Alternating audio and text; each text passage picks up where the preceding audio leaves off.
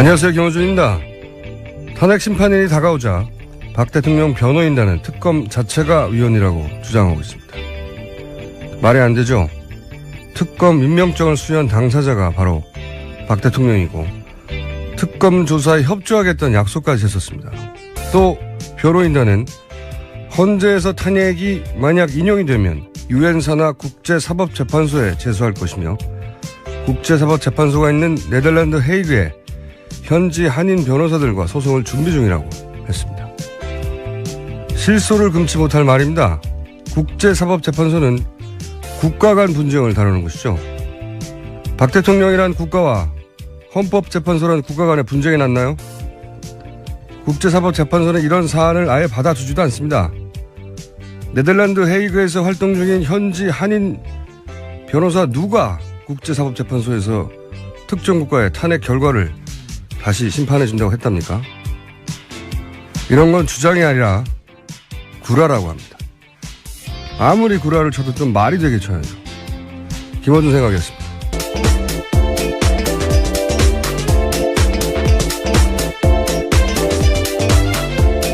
시사인의 김은지입니다. 네. 국제사법재판소. 네네. 박 대통령 변호인단이 워낙 그동안 뻥을 세게 쳐서 웬만한 뻥엔 제가 면역이 돼 있어요. 이건 정말 여태 뻥 중에서도 정말 군계일 뻥이다 이건 정말. 국제사법재판소에서 헌재판 이게 제가 보기에는 가짜뉴스의 소재로 제공하는 것 같긴 한데 여기는 국가 간 분쟁을 다루는 거거든요. 영토 분쟁이나. 예, 그런 사실을 알고도 일부러 그런 주장을 할 가능성이 큽니다. 가능성이 큰 게 아니고 당연한 거죠. 예. 변호사가 한 얘기인데. 이거 외교적 분쟁을 다루는 건데 박사모가 정부는 모르겠어요. 그럼 제소를 할 수 있죠. 근데 박사모가 정부라 하더라도 제소할 상대가 없잖아요. 그렇잖아요. 국가 간 분쟁인데. 참네. 탄핵이 인용되면 박 대통령은 그냥 개인이에요. 그렇죠. 네, 전직 공무원이에요, 공무원. 그 국제사법재판소를 비판하는 사람 중에 개인, 단체, 기업들 제소를 안 받아준다고 비판하긴 하는데, 아예 이 국제사법재판소가 생긴 이래로 재판 결과를 다 공개하거든요. 홈페이지 가보면 46년인가 47년부터 재판을 시작했는데, 영국 대 알바니아인가요? 국가 대 국가예요, 전부 다. 당연하죠. 그러라고 생긴 건데. 제가 만약에 화성에 제가 소유한 주상 복합 건물이 있습니다. 뭐 이런 말을 했다고 쳐요. 그러면 기사에 그냥 실어줍니까? 말도 안 되는 소리라고 하지. 그게 이거는 언론이 그냥 받아 써주는 게 말이 안 되는 거예요. 말이 안 되는 주장을 했는데. 더구나 법을 가장 잘 아는 변호사가. 게다가 더 웃긴 거는 헤이그에서 활동 중인 현지 한인 변호사들과 소송을 준비 중이라고. 한 발 더 나간 뻥이죠, 이게. 정말 가짜뉴스의 그 행태를 그대로 띠고 있는 것 같습니다. 그러니까요. 헤이그에서 활동 중인 현지 이런 말을 하면, 아, 그래요? 헤이그에 활동 중인 현지 변호사 사무실 연락처 좀 달라고 기자들이 물어봐야죠. 있을 리가 있습니까, 이런 사람이? 아, 정말. 최순실 씨 같은 경우에도 유엔 인권위에다가 자기 인권 침해 당했다고 제소한다 그랬었거든요. 그러니까 이제 가짜뉴스의 소재이고 예. 부당하다는 걸 말하려는 건데 이런 얘기를 하면 되물으면 되잖아요. 헤이그 한인 변호사는 누군가요? 한 번만 물어보면 됩니다. 나올 리가 없거든요. 설사 헤이그에 활동 중인 현지 한인 변호사가 있을 수 있다 하더라도 더군다나 그 사람은 여기에 이 탄핵 결과를 가지고 국제사법재판소에 갈 수 없다는 거를 당연히 다 알죠. 그걸 왜 몰라요? 야. 이런 뻥을 칩니까?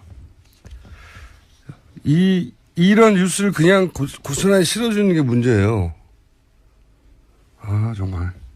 자, 첫 뉴스는 뭡니까? 네, 국가정보원이 어제 헌재 정보 수집한 사실은 있다라고 인정을 했는데요. 어제 열린 국회 정보위에서 이병호 국정원장이 밝힌 바라고 김병기 더불어민주당 간사가 브리핑했습니다. 그러니까 헌재를 담당하는 조직과 인력 존재하고 정보 수집 행위 있었다 이렇게 인정을 한 거죠. 정보 수집은 했는데 사찰 안 했다? 네, 그렇게 해명하고 있습니다. 왜냐면요, 사찰이라고 하면 도청을 하든 미행을 하든 그런 게 있어야 하는데 절대 그런 건 없었다. 이렇게 이병호 원장이 주장하고 있거든요. 사찰의 정의가 도청과 미행이에요. 카톡 보면 어떻게 돼요? 카톡. 문자를 보거나 통화 내역을 확인하거나. 예전에 그 이탈리아 해킹팀의 제품, 해킹 네, 제품. RCS요. 예. 예. 그 제품은 뭐 한다고 하고 했습니까? 네. 그리고 이유가 더 재밌어요, 이유. 아니, 헌재 재판소를 왜 정보 수집을 하느냐 했더니 이제 대공 뭐 이런 얘기 했는데 헌재 공산당이 있다는 얘기입니까? 뭐 대공이 왜 나와요, 여기서. 대단히 웃긴 변명이라고 생각이 드는데 국가정보원이 아니라고 할 때 국가정보를 압수수색을 한다든지 뭘 할 수가 없잖아요. 네. 이렇게 부인하겠죠, 당연히. 네, 허용된 범위에서만 여기도 한정해서 인정하고 있어가지고요. 쉽지 않습니다, 압수수색. 근데 이제 오히려 SBS가 보도했던 사실관계가 상당 정도 맞다는 건 드러났죠. 거기 실제 지목한 그 4급 직원이 대법원을, 헌재를 담당하는 건 맞다? 네, 올해 초부터 담당하고 있다라고 사실이라고 인정했습니다. 그리고 2013년, 15년엔 법원을 담당한 적도 있고, 네. 이 기간이 왜 중요하냐면 그때 이제 양승태 대법관 사찰 문건 얘기가 나왔으니까요. 사실관계는 맞았어요. 예. 근데 하지만 사찰은 하지 않았다. 정보 수집만 했다. 술 마셨는데 술 마시고 운전했는데 음주운전은 아니다. 뭐 이런 비슷한 얘기죠. 다만 양승태 대법관 사찰 문건 관련해서는 그 직원이 관계없다 이렇게 밝히기도 하긴 했는데요. 그 직원이 관계없다고 한 건지 그 대상이 양승태 대법관이 아니라고 한 건지는 모르겠으나 여하간 뭐 의뢰 예상했듯이 부인했습니다. 예, 속칭 국정원 법조팀 있다라는 거죠. 네. 자, 다음 뉴스는요? 네, 특검 관련된 뉴스인데요. 특검이 김영재 원장의 부인인 박채윤 씨가 지난해 초 우병우 전 수석의 부인과 여러 차례 통화한 기록을 확보했다고 합니다. 그런데 박채윤 씨 같은 경우에는요, 이 사실을 적극적으로 부인했다고 하는데요. 그 이유가 최순실 씨가 우 전 수석의 부인의 휴대폰을 빌려서 자신과 통화한 거다 이렇게 이야기한 겁니다. 이게 굉장히 재밌는 뉴스예요. 이게 좀 헷갈리는데 김영재 원장 네. 골프 치러 갔다고 당일날 아침에 4월 16일 날. 네네네. 네.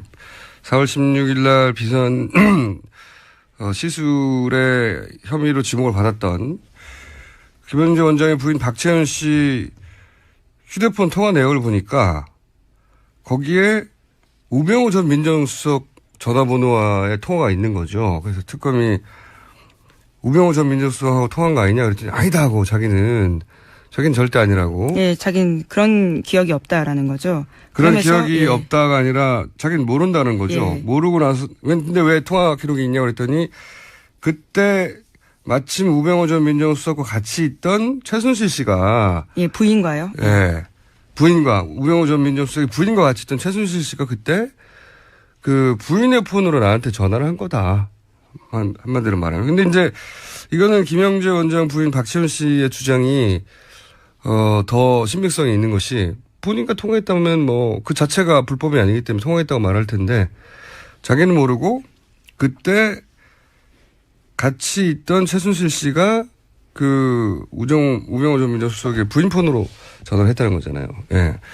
이게 재밌는 게 우병우 전 민정수석의 부인은 최순실 씨를 아는데 우병우 민정수석은 모른다고 한 게 되는 거 아닙니까? 장모도 지금 모른다고 하고 있고요. 장인은 최태민 씨하고 절친이라고 이제 그런 증언이 나왔고. 예. 장모는 최순실 씨하고 40년 전부터 이제 구국 봉사단. 예. 그때부터 알았던 사이라고 이제 증언이 나오고 있죠. 사진도 나왔고. 우병우 민정수석의 결혼식에 최태민 씨가 왔다고도 증언이 나왔고. 그리고 이번에는 이제 우병우 민정수석 부인이 최순실 씨와 가깝다라고 하는 정황이 나왔는데 우병우 민정수석만 몰라요. 최순실을. 온 가족이 속인 겁니다. 장인, 장모, 부인 모두가 최순실을 안다는 사실을 다 속인 거죠. 예. 굉장히 재밌는 기사입니다. 네. 앞으로 이거는 이제 검찰 특수본에서 더 추가 조사를 하겠죠. 예, 왜냐면요. 특검에서 더 수사를 진행할 수 없었던 게요. 이 휴대폰이 그러니까 대포폰이었다고 합니다. 그래서 이영선 행정관이 개통해 준 건데 사건이 터지고 버리라라고 해서 실물을 확보하지 못해서요. 더 수사를 진행하지 못했다고 합니다. 실물을 확보하지 못했지만 통화 기록이 남아 있으니까요. 예. 네. 추가 수사가 검찰에 의해서 우병우 민정수석 팀을 만들었다고 하니까 굉장히 재밌는 단신인데 재밌는 뉴스입니다. 그러니까 이제 우병우 민정수석의 가족 중에 우병우 전 민정수석의 이제 가족 중에 본인만 모르는 거예요. 네, 일관되게 모른다고 하고 있죠. 자, 다음 뉴스는요. 네, KBS가 메인 뉴스에서 최순실 게이트, 박근혜 게이트 관련된 특검 수사 결과 발표를요, 한 꼭지만 처리했다고 미디어 오늘이 보도했습니다. 그리고 대신해서 같은 날 북한 보도만 10꼭지를 했다고 해서요, 대비되고 있고 이에 대해서 KBS 내부에서도 비판이 나오고 있다는 겁니다. 특검 수사 결과 발표를 모든 언론이 크게 받았는데 여기는 한 꼭지인데 그것도 8번째인가 9번째 뉴스였고요. 예, 나머지는 다 북한 뉴스입니다. 북한 뉴스가 10꼭지. KBS 뉴스를 보면 곧 전쟁이 납니다, 우리가. 이게 이제 권력이 아직 살아있다는 방증이죠. KBS가 이러는 건. 예. KBS가 뭐 북한 뉴스가 10배가 중요하고 특검 관련 발표는 10분의 1밖에 안 된다고 스스로 판단했겠어요. 네. 뉴스 데스크가 아직 권력 하에, 영향력 하에 있다는 거죠. 원래 이 부정한 권력 스스로 물러나는 법이 없습니다. 자, 다음 뉴스는요. 네, 또 특검 관련해서요. 박영수 특검의 부인이 관련 집회로 혼절하는 사태까지 빚어졌다고 CBS가 보도했습니다. 특검 관계자 말에 따르면 지병을 앓고 있던 박 특검 부인이 집회로 인한 스트레스를 받으면서 결국 쓰러졌다라면서요. 잠시 외국으로 나가는 방안까지 검토 중이다. 이렇게 밝혔습니다. 그러니까요. 이건 경찰이 뭐 하나 몰라요. 예전에 세월호 관련해서 집회가 있으면 세월호 그 노란 리본 있지 않습니까? 그것도 압수했었어요. 경찰이. 그런데 이 방맹이 들고 지금 특검 집 앞에서 휘두르는데 그냥 둔다는 거 아닙니까? 이게 말이 안 되는 거죠. 네. 이 배지로 뭘 합니까? 그것도 압수했었는데 지금 경찰은 이 친박 집회에 대해서 대단히 관대한 건 명백한 사실이에요. 예. 역시 권력이 아직 살아있다는 방증 중에 하나죠. 다 수사엔 다 입건해야죠. 당연히. 예. 네, 또 특검 같은 경우에도요. 가처분 신청했거든요. 집회 금지해달라고요. 27일에 했는데요. 그 신문 같은 경우에는 6일에 열렸습니다. 그리고 아직까지도 결과가 나오지 않는데 말도 안 되는 거죠. 예, 예. 이런 건 빨리빨리 해줘야 되는 이익이 있음에도 불구하고 가처분 심리인데도 굉장히 느리게 진행되고 있는 거죠. 일부러는 다 권력이 아직 살아있다는 겁니다. 예, 박 대통령의 권력이. 자, 다음 뉴스는요. 네, 김종인 전 더불어민주당 비대위 대표가 어제 탈당의 뜻을 공개적으로 표시했습니다. 그리고 나서 기자들과 만나서 대선 출마를 배제하지 않느냐라는 질문에 대해서는 그건 마음대로 생각하시라라고 이야기를 했고요. 또 새로 교섭단체를 만들려고 하는 정황도 보인다고 합니다.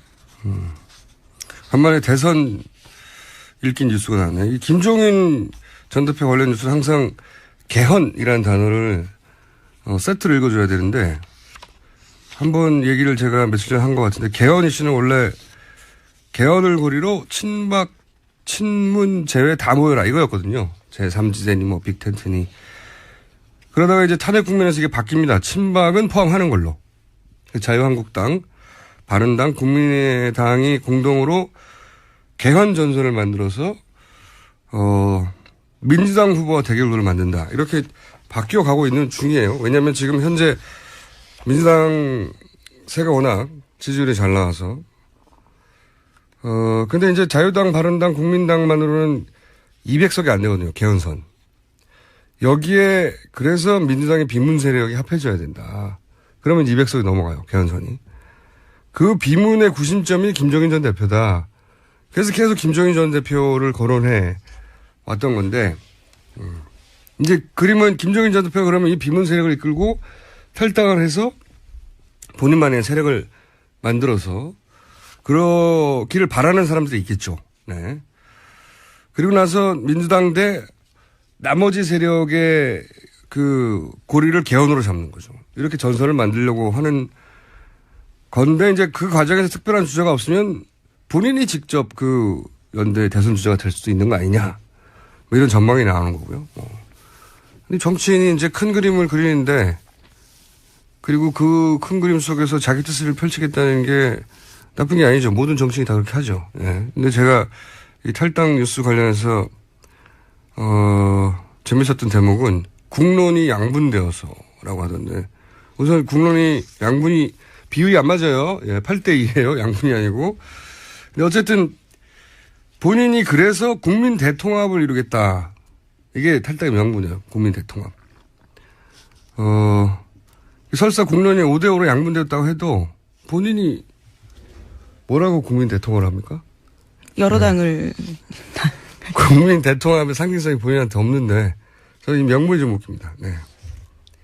국민 대통합이 필요하다고 쳐도 그게 왜 본인이에요? 네.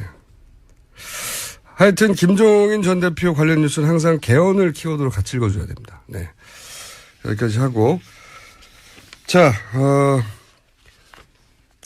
또 특검이나 최순실 관련 뉴스는 없나요? 예. 최순실 씨가요. 이번에는 장관 인사까지도 개입했다라는 서울신문 보도가 있는데요. 장관 인사뿐만이 아니라 대사, 금융권까지도 손을 뻗쳤다라는 건데 이임순 순천향대 교수 공소장에 따르면요. 이 교수는 서창석 서울대병원장 등을 통해서 보건복지부 장관, 교육부 장관, 식약처장, 베트남 대사 후보까지 물색해서 최순실 씨에게 추천했다라는 겁니다. 이게 제가 보기에는 말이죠. 박근혜 대통령 그 변호인단이 최근에 들어서 이제 박근혜 대통령 입장이라고 계속 주장하는 그리고 최후 진술, 최후 변론 내용도 그렇지만 박 대통령은 최순실 추천으로 단 한 명도 임명한 적이 없다는 게 이게 입장이거든요. 헌재에 낸 입장이고요. 근데 이제 보면은 우리가 너무나 잘 아는 그 유명한 김종 전 차관부터 이임순 순천향대 교수 추천으로 들어갔다는 거 아닙니까? 본인이 인정했고 양자가 인정했어요. 예. 그러면 이임순 교수만 아는 사람을 대통령이 어떻게 알았죠? 김종 차관 같은 경우에는 하정희 순천향대 교수의 추천이 있었던 걸로. 예. 참. 그리고 차은택 씨는요? 예, 차은택 씨는 스스로 밝히고 있습니다. 최순실 씨 추천을 받아서 베트남 대사는요. 베트남 대사도 최순실 인정했는데 서창석 서울대 병원장을 또 이임순 교수가 추천했다는 거잖아요. 예, 주치의로요. 그리고 차은택 씨가 추천한 사람 때 있지 않습니까? 자기 스승, 삼촌. 예. 네네. 장관 교문수석 됐잖아요. 그러니까 우리가 너무나 잘 아는 이름들, 모르는 사람들 빼고 이름들 그 당사자들이 다 인정했는데 대통령은 아니라는 거죠, 지금. 네. 심지어 대통령 말이요. 왔다 갔다 하는 게 정규재 TV와의 인터뷰에서 1월 초에 했었을 때는 문화 부분은 조금 있다. 이렇게 또 인정한 바가 있거든요. 말씀이 왔다 갔다 합니다. 네, 지금 뭐 대사, 장관, 금융권 인사도 어제 저희가 한번 다룬 것 같은데 그 독일에서 신용장을 개설해서 무역회사한테나 주는 신용장을 개설해서 정유라 대출을 해줬던 그 양반을 위해서 그러니까 사기업의 인사에도 개입을 했다는 정황이 나왔잖아요. 네, 이상화 KB 본부장이죠. 또 있어요. KT 광고 담당자로 들어가 있는 사람들. 네네. 네. 이동수 신혜성 씨요. 그 사람들은 뭐 대사 장관급도 아니에요. 그냥 사기업의 광고 담당자인데 그걸 대통령이 직접 지목해가지고 그 사람들 취직시키려고 한 거 아닙니까? 예. 네, 너무 많은데 우리가 모르는 건 더 많겠죠. 그렇죠. 초반에 조금 등장했었는데요. 대한항공의 고 아무개시라고요. 거기도 인사를 개입했었다라는 의혹이 있었습니다. 지점장으로 갔던가요? 예. 네, 독일에 있다가 제주도로 갔었는데요. 제주도에 예. 그 당사자들은 인정을 해요. 당사자들은. 그리고 추천하는 사람들도 내가 추천했다고 하고 그리고 자기가 추천하는 사람이 결국 임명되는 걸 보고 깜짝 놀랐다. 뭐 이런 얘기 계속 나오는데 네. 임명권자는 아니라고 하는 거죠. 예. 나는 단 한 사람도 그렇게 한 적이 없다. 예. 말이 안 되는 거죠. 예. 그러면 어떻게 알았대요? 한 명도 그런 사람이 없다고 하면 이런 제기되는 인물들에 대해서 나는 나의 루트로 이렇게 알았다라고 반론을 제기해야죠. 차은택은 이렇게 알았다. 김종은 이렇게 알았고 다 얘기를 해야 되는데 그건 없어요. 아니다. 당사자들이 다 맞다는데 본인은 아니다. 게다가 다이어리도 나왔지 않습니까? 우리 종범실록에도. 네네. 거기에 인사 관련된 자료 정말 많습니다. 거기서 특히 그 KT 인사 같은 경우 메모 다 있잖아요. 네, 전화번호도 쓰여 있고요. 대통령이 하라고 해서 한 걸로 다 돼 있잖아요. 근데 아니라고. 자, 한 꼭지 정도 더 제목 스크린 할 수 있을 것 같은데 뭐가 있습니까? 예, 지난 6일 경기 오산공구 기지에요. 사드 발사대 2기가 사드. 예, 도착했습니다. 큰 뉴스죠. 네, 저희가 탄핵 국면에 어서 사실은 미루고 있는 중요한 아이템 중에 하나인데 사드는 이제 미국이 중국을 상대하는 데서 우리를 장기말로 활용하는 거죠. 활용하는 거. 저는 그렇게 바라봅니다. 중국 입장에서 바라보면 예전에 왜 케네디 시절에 구소련이 쿠바에다가 미사일 갖다 두려고 했잖아요. 그 쿠바 위기로 여기는 거예요. 중국 입장에서는. 바로 코앞에 다가오니까. 예. 바로 코앞에서 자신들이 미국에 대해서 가지고 있는 핵 견제 능력 이거 약화시키는 장비가 오니까 중국은 이렇게 난리를 칠 수밖에 없죠. 예. 사드 관련해서 제 불만은 다른 거 다 떠나서 이게 북한이 미국까지 이제 미사일을 날릴 수 있는 대륙간 미사일을 ICBM을 개발하고 있고 그걸 탐지하려는 것도 중국을 견제하기 위한 사드인데 미국도 말하잖아요. 사드는 미국 본토 방어용이라고 미 의회에서 예산 따낼 때 그렇게 보고해요. 본토 방어용이라고. 트럼프도 얘기하셨습니까? MD 시스템이라고. 미사일 방어 시스템이라고. 예, 예. 우리 국방부만 MD 시스템 아니라고 부득부득 우기고 있어요. 미국에서는 다 맞다고 하는데. 근데 이제 우리가 이걸 받아들여주면서 그 반대 급부로 미국으로부터 우리가 받는 게 뭐냐. 이게 있어야 될 거 아니에요. 예. 좋아. 국제 정치 역학적으로 이걸 받아줄 수밖에 없는데, 그리고 중국은 반발하는데 우리는 이렇게 해야 할 무슨 군사적인, 외교적인 또 뭐 경제적인 이유가 있어. 이걸 설명해 줘야 되는데 마치 사드가 오로지 한반도만을 위한 것이라고 거짓말을 하니까 저는 이게 제일 큰 문제라고 생각해요. 이런 이유, 이런 손실이 있고 이런 이익이 있는데 이걸 따져봐라. 이렇게 말해야 되는데 다 아니라고. 미국이 우리를 위해 설치해 주는 거라고. 말도 안 되는 소리죠. 아니 사드가 우리나라만을 위한 건데 미군이 왜 자기 비용으로 설치합니까? 예. 네, 미국은 자기 이익이 없는 곳에 자기 돈을 안 써요. 말도 안 되는 소리인데 그런 얘기를 하니까 화가 나는 거죠. 예. 미국이 우리한테 이런 걸 요구했고 우리는 그걸 내주고 거꾸로 우리는 이걸 받는다. 그런 설명을 안 하니까 화가 나는 겁니다. 기본적으로. 이 얘기는 이제 탄핵 이후에 저희가 본격적으로 다뤄보기로 하죠. 자, 오늘 여기까지 하겠습니다. 시사인의 김은지였습니다. 감사합니다. 나라 걱정 이전에 당 걱정이 심각한 상황입니다. 이혜원 의원 나오셨습니다. 안녕하십니까. 안녕하세요. 네. 바른정당 분위기가 불안불안할 것 같아요. 헌재 판결이 난다 하면서 계속 안 저희가 나니까. 사실 어제 전까지만 해도 저 같은 경우는 네. 탄핵에 대해서 의심한 적이 없거든요. 단 한 번도. 예. 네. 뭐 1%도 의심한 적이 없는데 갑자기 어제 선고 기일이 미뤄지니까 네. 그동안 우리가 이런 일이야 설마 없겠지 했던 그 설마가 사람 잡는 거 아니야? 막 이렇게 좀 걱정이 돼요. 당내도 그런 분위기가 있어요? 예. 근데 그 설마가 뭐냐면 헌재 재판관들끼리는 네. 평결은 그냥 각자 자기 소신을 얘기하는 거니까 그거는 예. 뭐 만장일치가 될 필요는 없고 예. 표결로 몇 대 몇 하면 되는 거 아니에요? 네네. 그냥 6표만 넘으면 되는 거니까. 네. 아니 6표, 뭐 5표 어쨌든 3분의 2. 6표, 예. 뭐 7이 되든 8이 되든 네. 달라지는 거니까. 근데 이제 만장일치 합의를 이뤄야 된다는 게 선고 기일 지정이라는 거였잖아요, 원래부터. 네. 그래서 만약에 이제 대통령 측을 편들어주는 엑스맨이 있다면 네. 그 엑스맨들이 쓸 가장 좋은 전략은 뭐냐?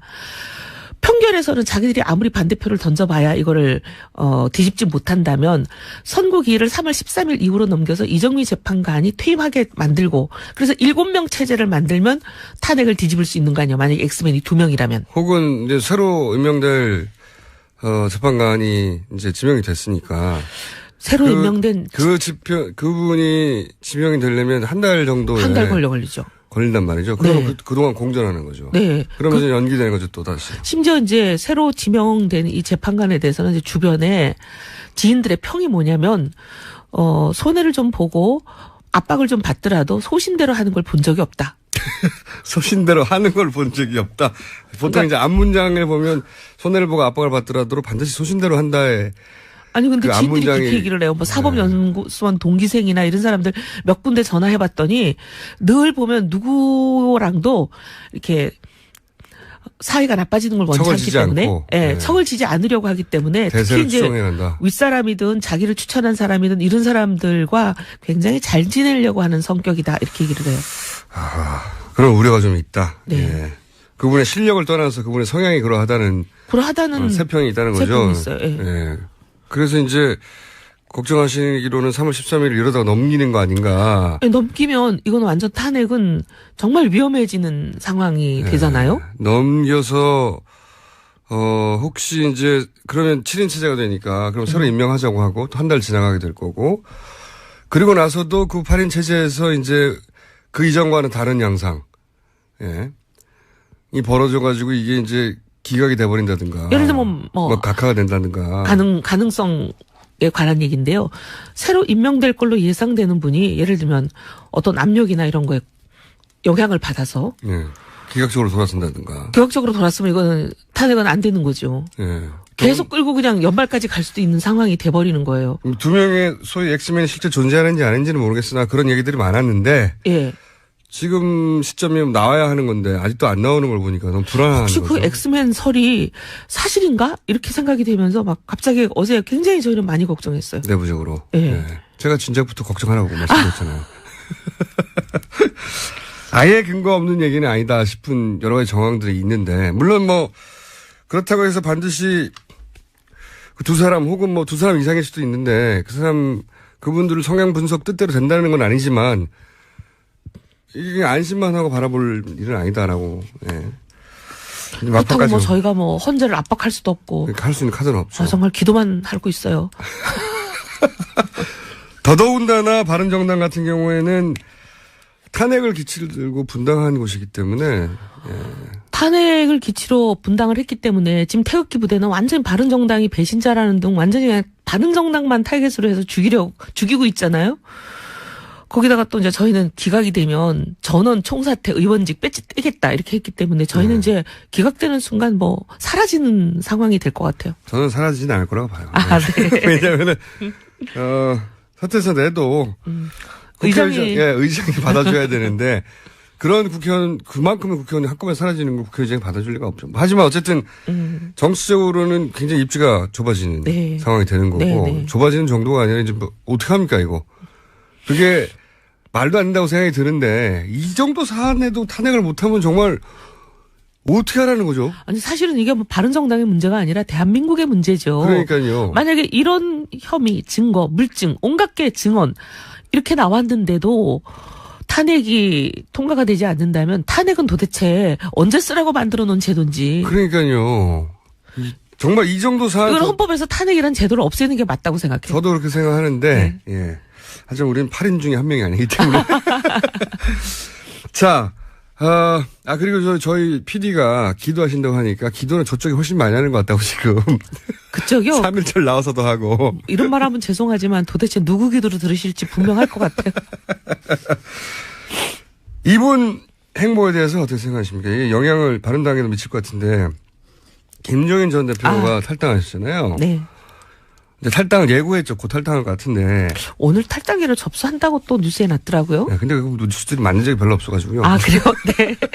그런데 여하간 이게 이제 바른정당에는 민주당에는 좋지 않은 뉴스고 바른정당에는 좋은 뉴스 쪽으로 분류될 수 있는 건데 예, 딱 그렇지만 않다 하더라도 하나의 가능성이 열릴 수도 있으니까. 자 김종인 전 대표가 우선 대선 후보로 본인이 직접 선수로 뛸지도 모른다 이런 얘기들이 있는데 그건 어떻게 보세요? 저는 현재로서는 뛸 가능성이 99%다. 그리고 정말 앞으로 이제 뭐 정치 상황이 격변을 해서 예상치 못한 김종인 대표님 생각에 전혀 예상치 못했던 상황이 전개된다면 이게 이제 의도가 무산되는 거죠. 계획은 세웠지만 실행이 안 되는 그런 상황이 될 수 있는데 그런 특별한 이변이 없으면 저는 실행하실 것 같다. 대선 주자로 출마하실 거라고. 네, 왜냐하면 지난 9월 달부터 벌써 주변에 있는 분들 얘기가 나온다. 그리고 상당히 준비하고 있다. 뭐 심지어 어떤 분은 실탄도 준비하고 있다. 실탄이라 하면 자금. 네. 그러니까 김종인 전 대표가 새누리당에도 있었기 때문에 그쪽 분들하고도 친하잖아요. 친한 네. 분들이 많은데 그런 소식통을 통해서 나온 이야기가 본인이 직접 나올 준비를 지난 9월부터 이미 하고 그때 계셨다. 9월 달에 제가 그런 얘기를 들었어요. 9월 초에. 그 이후로 쭉 들은 얘기 좀 해보세요 한번. 들은 얘기는 어쨌든 계속 그 얘기 진행형이에요. 진행형 예, 계속 근데 이제 진행이다. 그때 당시로는 연말 전에 선언을 하시지 않을까 했는데 이게 이제 계속 생각보다는 좀 미뤄져서 오늘까지 탄핵도 있고 왔는데. 해서 이제 다 타이밍은 밀렸고. 예, 사실 9월 달만 하더라도 최순실 사태는 예상도 못했던 시점이잖아요. 그랬는데 이제 최순실 사태가 생기고 또 탄핵이 되고 하니까 조금 미뤄진 것 같기는 하고. 하지만 9월 달부터 이미 나왔던 얘기다. 네. 근데 어느 당으로 가지 않는다 하는 거는 그렇게 하실 것 같아요. 그래서 지금 이제 뭐 우리 당내라든지 여의도 참새들 얘기는 다른 정당에서 선출된 후보. 여기 먼저 정운찬 입당설까지 있으니까 거기까지 합해진다면 어쨌든 뭐 한 서너 명의. 입당설입니까? 입당 예정입니까? 제가 보기엔 입당하실 것 같은데. 네. 그것도 뭐 본인이 발표하셔야 확정되는 거니까요. 하지만 소식통이 있을 거 아닙니까? 저도 뭐 99% 입당 같아요. 자, 그럼 99% 입당 이후에 네. 바른정당에서 이제 그러면 대선 후보가 3명이 되는 거죠, 현재. 3명 되는 거죠. 3명 네. 되고 바른정당에서 어쨌든 경선을 통해서 누가 후보가 한 명 선출되잖아요. 되면 그다음에 국민의당 쪽에서도 손학규 후보가 되든 뭐 안철수 후보가 되든 누가 되든 한 명이 되고. 되고. 천정배 전 대표도 있습니다. 어머나 죄송합니다. 천 대표님 정말 죄송합니다. 네. 그런데 그렇게 되고 나면 이제 김종인 지금 전 대표 경우에는 독자 세력으로 계시다가 네. 결국은 이 독자 세력이 있나요, 근데? 지금은 혼자 누가 좀 나오는데. 아니 뭐 배지가 좀 따라 나오지 않겠어요? 글쎄, 그거 쉽지 않을 것 같은데요. 최소한 진영 의원 정도는 따라 나오지 않겠어요? 그렇다는 얘기는 하긴 하죠, 요즘. 네네. 네. 어쨌든 뭐 2명이면 뭐 세력으로 봐드리죠 뭐. 네, 그렇다고 치고. 그래서 계시다가 결국 이 어떻게 보면 세 개의 스몰 텐트가 연합, 단일화, 연대 뭐가 됐든지 간에. 그럴 그렇게 때 해서 본인도 선수의 한 사람으로 나와서. 그럼 하나의 빅텐트가 되지 않나. 거기서 결국은 본인이 선택받는 그런 길로 나서게 될 거다. 그런 얘기네요. 지금 그게 이제 김종인 전 대표의 내심 생각하고 계시는 구상이 아닐까. 저도 비슷하게 생각합니다. 네. 그러면. 상식적으로 보기에 그렇게 보이죠? 네, 다들 뭐, 그런 정도 외에는 길이 없잖아요. 본인이. 다른 길은 상상력 부재인지 제가 네. 잘 머리에 떠오르지 않아요. 본인이 정당을 만들 수도 없고. 네. 그러기엔 시간은 너무 없고요. 그리고 본인이 다른 당에 들어가기에는 본인이 생각한 본인의 위상. 본인 스스로는 당 대표급인데 다른 데 들어간다는 것도 그렇고, 그죠? 다른 당에서 당 대표 맡으십시오 하고, 오라고 할 리도 없잖아요.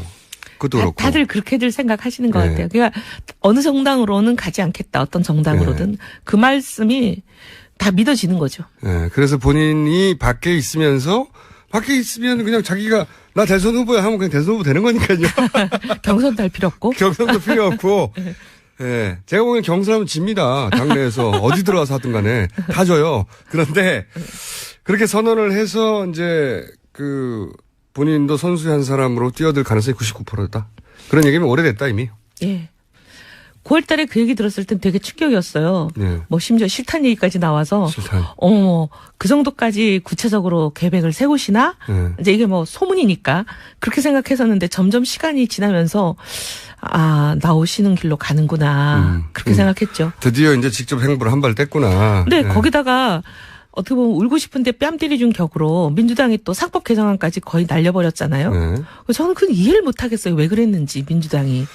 그렇게 저도 개혁 모르겠어요. 얘기하면서 네. 특히나 이번 최순실 사태로 보면 얼마나 재벌의 구조개혁이 필요한지 절실한지 온 국민이 자. 공감을 하고 있는데. 민주당을 깔 수 있는 타이밍이니까 마음껏 공격하세요. 그건 뭐 민주당 의원들이 나오면 나중에 얘기하겠죠. 근데 제가 더 궁금한 것은 이거예요. 그 바른정당에서 혹은 의원님이 보시기에 대선 후보로서의 경쟁력은 있다고 보십니까? 독자적인? 누구 저기 김종인 전 대표요? 네. 사실 되면 참 잘하실 분인데 네. 우리 정치의 비극은 되면 잘하실 분들이 꼭 잘 되기가 어렵더라고요. 대부분 잘하실 분에 동의하는 분도 있고 동의하지 동의 않는 안 하는 분도 분도 있겠지만, 네. 어쨌든 제가 궁금한 것은 지지율이 나오겠냐 이겁니다. 한마디로 말하면. 제가 이제 함축적으로 말씀드렸잖아요. 되면 잘할 분들이 꼭 보면 되게 어려운 게 지지율이 잘 안 나온다는 뜻이죠. 지지율은 안 나올 것이다. 네. 치명적인 이야기네요. 자, 정운찬 그러면 전 총리죠. 네. 예. 정치인들은 항상 직전에 가장 높은 직책을 불러줘야 되니까. 정운찬 전 총리는 얘기가 거진되어 가는 중인 걸로 지금 보이는 건데 그러면 그죠? 정운찬 총리 입장에서도 선택지가 많지 않은 것 같아요. 그렇죠. 네, 왜냐하면 국민의당으로 감정적으로 틀어진 것 같고요. 아유, 개문발차라고 얘기하는데 얼마나 모멸적이에요. 개문발차가 뭐예요? 원래 그쪽으로 갈 여러 가지 가능성을 마음이. 타진하고 계셨던 것 같아요. 저희 방송에도 나오시는데 그때만 하더라도 국민의당으로 많이 기울이신 듯하게 얘기를 하셨는데 그 사이에 그때는 저희가 어떻게 보면 구애를 잘 안 했던 때거든요. 예.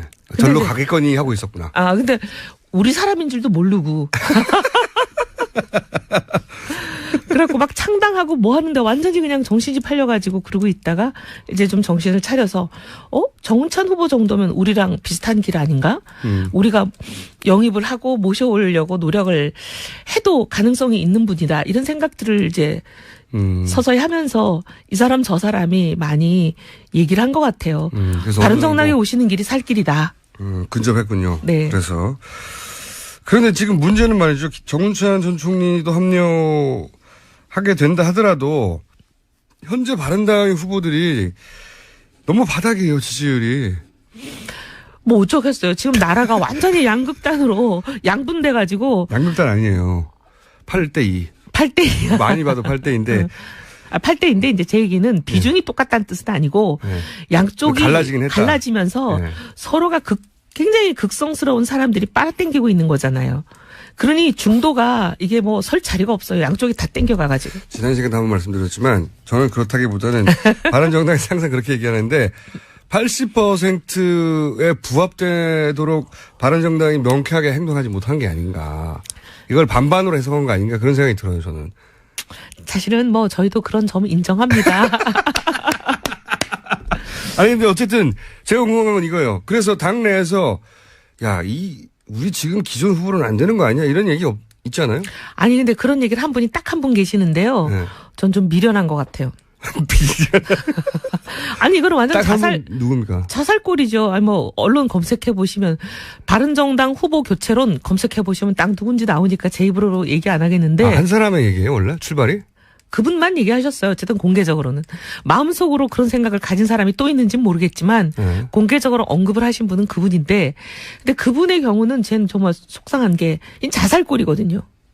그러면 예를 들면 이 후보로 안 된다 그러면 대체할 만한 다른 대안이 있을 때 얘기하는 게 현명한 거죠. 혹시 김종인 전 대표가 무슨 교감이 있는 분 아닙니까? 그분이 김종인 대표하고 가깝지는 않은데 네. 김우성 대표랑 오히려 가까운 분이죠. 네. 근데 김우성 대표는 안 나온다는 것을 거의 정하신 것 같거든요. 네. 그리고 제가 봐도 김무성 대표님이 지금 나오기는 쉽지가 않은 게 보수정당 후보 적합도 조사 이런 게 막 언론에 보도가 되잖아요. 네. 그런 걸 보면 유승민 의원이 거의 뭐 다른 사람 더블 스코어로 1등이에요. 맞아, 적합도는 높은데 지지율은 안 나는 상황이죠. 그러니까 이제 보수 후보만 놓고 보면 그렇다는 건데 네. 근데 그런 상황에서 김무성 후보가 나온다고 선뜻 나서기는 어려울 것 같아요. 지지율이 안 나올 거라고 봅니다. 네. 그러니 그럼 김무성 대표로 교체하자고 주장하는 게 만약에 그분의 의도라면 김무성 대표가 나올 수도 없는데 그런 소리를 해가지고 당의 후보를 기스내고 주저앉히는 거야말로 자살골이죠. 간을 보는 거겠죠. 간을 봐도 될 때가 있고요. 보면 안 될 때가 있어요. 그래서 어쨌든 자구체가 뭡니까? 지금 당내에서 어떻게 해서 띄우자 뭐 이런 얘기 있어요? 저희가 이제 탄핵 이후에 지각 변동을 기대하면서 탄핵 이후를 많이 준비하고 있죠. 별 계획이 없는 것으로 지금 발견되고 있고. 특히 유승민 의원은 네. 뉴스공장에 안 나와서 안 뜨는 거예요. 여기 다 거쳐갔는데 왜 안 나오시나 몰라요. 아, 다 거쳐갔어요? 정말 한 거의 사람도 다 빠짐없이? 거쳐갔어요. 거의 다. 어머, 정말. 그래요? 전정배 전 대표님 죄송하고요. 아, 유력 주자들. 1% 이상은 거의 다. 1% 이상은 예. 남경필 후보도? 그럼요. 2번인가 어머. 3번인가 나왔는데요. 어머나, 그러셔요? 예. 제가 꼭 말씀드리겠습니다. 여기를 거치지 않으면 무망하다. 홍문표 의원이 그런 얘기를 했나요? 홍준표? 홍문종 참. 아, 누가 그런 얘기를 했죠? 뭐라고? 교체해야 된다고 후보. 아니요. 아니에요? 우리 당내에서 나온 얘기예요. 당내. 아니, 홍문종 의원이야 뭐 자기 당이나 잘할 일이지 1%도 안 되는 사람들만 모시고 계시면서 뭐 3% 넘는 사람 걱정까지 할 필요는 없는 것 같고. 이런 거 오지랖이 넓다고 하죠. 말 나온 김에 홍준표 도지사의 출마에 대해서는 떨떠름하십니까? 좀 이해가 안 돼요. 아니, 우리나라가 그래도 명색이 법치국가고 하고, 네. 새누리당 시절에, 지금은 이제 자유당이 됐지만, 새누리당 시절에 만든 당원 당규가 그대로 지금 자유당에 돼 있는 거잖아요. 네. 어쨌든 기소가 됐다. 기소가 됐다는 건 우리나라 검찰이라는 공공기관이 여러 가지 증거랑 모든 걸 수사를 해보니 이 사람이 있다고. 혐의가 네. 있다. 유죄일 가능성이 굉장히 많다. 라고 해서 기소를 하는 건데 기소가 되는 단계가 되면 당원권이 정지가 되고 어떤 활동도 할 수 없는 걸로 돼 있어요.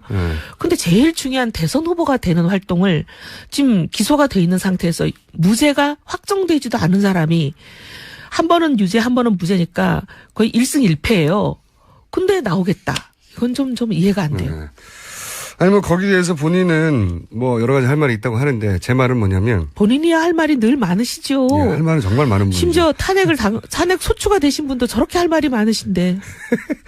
제 말은 홍준표 도지사가 출마하게 되면, 바른정당에는 좋은 게 아니지 않습니까? 그죠? 당연히 그렇죠. 예.